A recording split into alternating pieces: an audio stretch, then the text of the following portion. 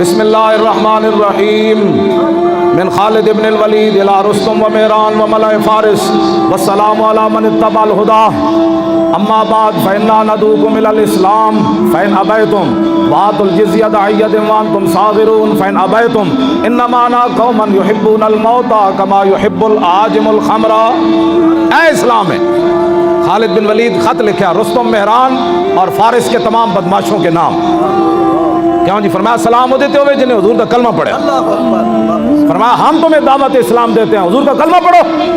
حضور آ گئے، بات ختم ہو گئی، کلمہ پڑھو۔ اگر تم کلمہ نہیں پڑھتے تو پھر جزیہ ٹیکس دے کر ذلیل ہو کر ہماری رعایا میں رہنا ہوگا۔ اگلی گل، ورنہ سی شریف لوگ مدینہ پاک واپس چلے جاؤں گے۔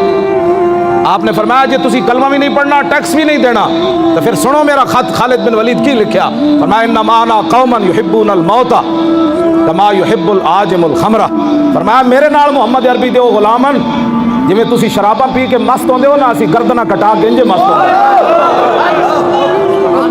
اتنے پھر اقبال بولیا کلندر لاہوری، کہنے لگا قبضے میں یہ تلوار بھی آ جائے تو مومن یا خالد جاں باز ہے یا حیدر کرار۔ اے اسلام ہے جی، جس اسلام دیا میں گلاں کر